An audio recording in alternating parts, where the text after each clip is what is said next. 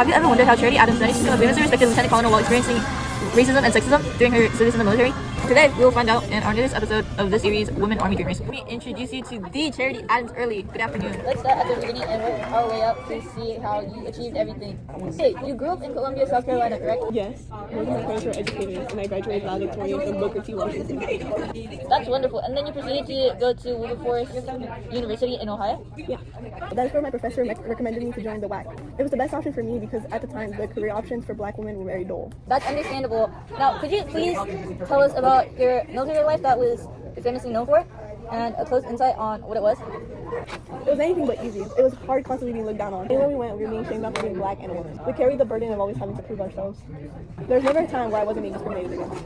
I'm so sorry to hear that, but you never let that stop you. You continue to be a resilient leader for the 688. How did you feel? Yes, in 1943, I was promoted to major. I was assigned to my new battalion, and I tried my hardest to get orders so we could be shipped to Europe to help fight the war. How did you feel when you received resistance from white soldiers when they refused to give you the respect you've earned through your hard work?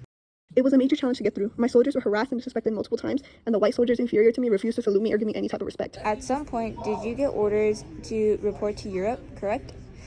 How did you feel at that moment? Yes.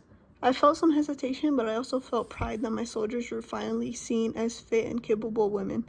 That was until I opened the letter which said we were only sent to not help with war, but to send mail. Oh, that's terrible. I assumed you felt like you had to prove more to the general. I did. They even sent my soldiers to Europe on a rocky boat and expected them to march right when they got off. I had no choice but to obey the general's commands. My women marched to our station upon arrival. Even though some were queasy and seasick, we marched proudly. Were there any other hardships other than the discrimination you and your troops faced in your time in Europe? Absolutely. It was baffling when we first arrived to Birmingham. For our station was filthy and unorganized. We had to clean it and set it up ourselves. The working conditions were horrid.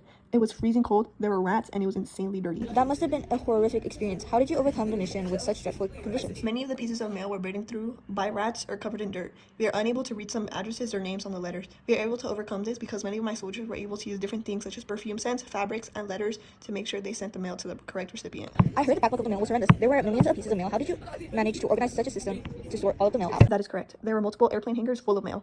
I separated my soldiers into 3 groups. Each group worked an 8-hour shift, which allowed us to be organizing mail 24/7. This way, we were able to organize mail efficiently and quickly. Your battalion was widely known for clearing the backlog in half of the time you were given. What was the initial deadline you were given, and how did you feel about it?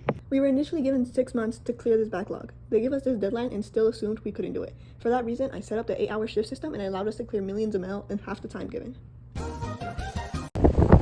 Mommy, I want candy. Okay, dear, go get whatever you want from the store. Okay, thank you, Mommy.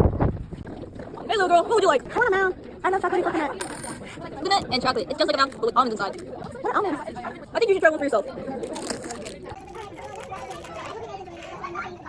I love almonds. It's made of almonds and joy. If you feel like a nut, come feel some joy with our new Neg Mounds. Almond Joy, only 10 cents at your near store. Did you receive any type of racism throughout the 3-month period? Yes, we did. The general came to inspect us one day and he was not satisfied with what he saw. He threatened my unit by saying he would get a white lieutenant to show us how it's done. Is that where your famous quote, "Over my dead body," came from? And how were you feeling after you stood up to your higher up? Yes, it was definitely nerve-wracking. I did not regret standing up for my soldiers, but had never lost my composure like that in front of a general. I felt a sense of dread, feeling that he would put in the order to court-martial me. I admire your bravery to be able to finish the mission. I've heard that you've earned some respect afterwards from many low-morale soldiers after the letters were sent. How did you feel? We did receive some respect after World War II and saw a solid change in the environment that used to be hostile towards my people.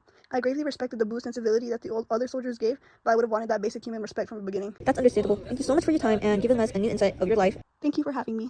That's all, folks. Come back tomorrow for another interview for tomorrow. Shimmy, shimmy, yeah, shimmy, yeah, shimmy, yeah. Drink. Let's start at the beginning and work our way up to see how you achieved everything. When were you born?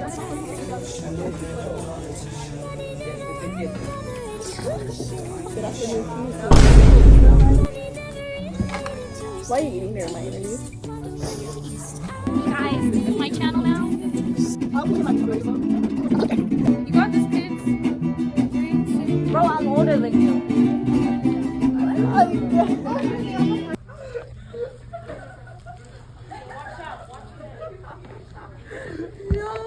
No.